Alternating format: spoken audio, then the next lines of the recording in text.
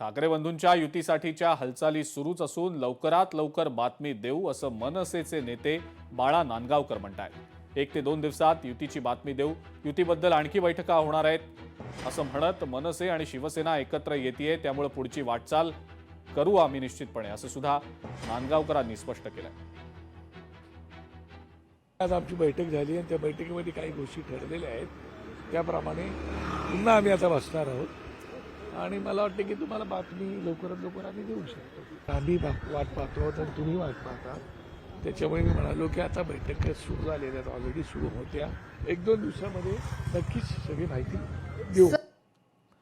लवकरच ठाकरे बंधूंच्या युतीची तारीख कळेल असं अनिल परब यांनी म्हटलेलं आहे। राज ठाकरे यांची भेट घेतल्यानंतर अनिल परब यांनी ही माहिती दिलेली आहे। मुंबई पालिका निवडणुकीच्या पार्श्वभूमीवर चर्चा झाल्याचंही अनिल परबांनी स्पष्ट केलेलं आहे। मात्र काँग्रेससोबत जायचं की नाही हा निर्णय दोन्ही नेते घेतील असं अनिल परब स्पष्टपणे सांगतायत।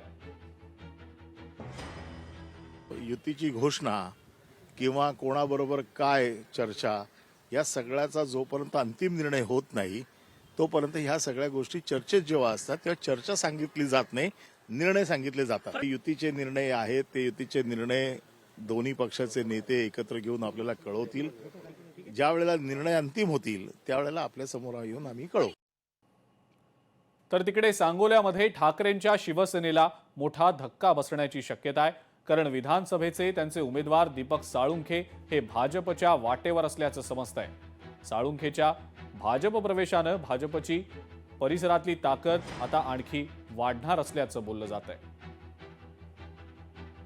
पंचायत समितीच्या निवडणुकीमध्ये मी शेतकरी कामगार पक्षाचे बाबासाहेब देशमुख आणि जिल्ह्याचे पालकमंत्री सन्माननीय जयाभाऊ गोरे असे आम्ही तिघं बसून या निवडणुका आम्ही लढवणार आहोत। आणखी त्यामध्ये जयाभाऊने कुणाला इन्क्लूड करायचं ठरवलं किंवा काहीतरी ठरवलं तर तोही निर्णय होऊ शकतो भविष्यात। आपण आता कार्यकर्त्यांची भावना आहे की कुठला तरी झेंडा आपल्याला हाती घ्यायचा आहे, तर तो पुढचा झेंडा भाजपचा असणार आहे का? एकंदरीत जयाभाऊ आणि देवेंद्र भाऊ यांची तुमच्याबरोबरची सलगी पाहता हा निर्णय भविष्यात होऊ शकतो। भविष्यात होऊ शकतो, भाजपमध्ये जाणे भविष्यात होऊ शकतो, भाजपमध्ये हो हो हो। काँग्रेस एकत्र लढेल असं काही वाटत नाही असं ठाकरेंच्या शिवसेनेचे खासदार संजय राऊत म्हणतायत। बिहार निवडणुकीच्या निकालानं काँग्रेसला आत्मविश्वास आहे की काय असा उपरोधिक टोला खासदार संजय राऊत यांनी काँग्रेसला लगावलाय।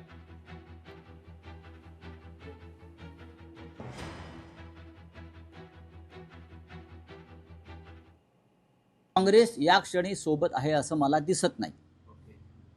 मला मागे म्हणालो की बिहारच्या निकालानंतर त्यांच्यामध्ये आत्मविश्वास वाढलेला आहे, हे मागे म्हणालो।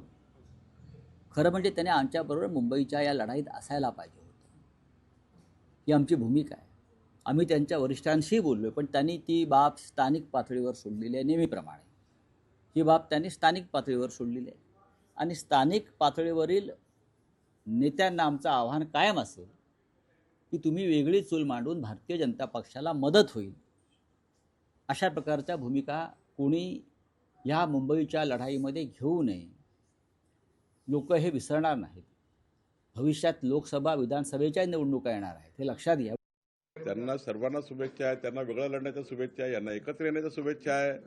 अजून ते 20-22 पक्ष आले होते, मागे हातवर केले होते एकामेकांनी, त्यांना घेऊन या सर्वांना। ममता बॅनर्जी तिकडे कोणते आले होते मला माहिती नाही, पण ते सर्वांनी आलं पाहिजे। आम्ही 51% लढाईची तयारी केली आहे, 51% मतं आम्हाला मिळतील। लोकशाही मराठी ऐका, पहा, जागरूक रहा।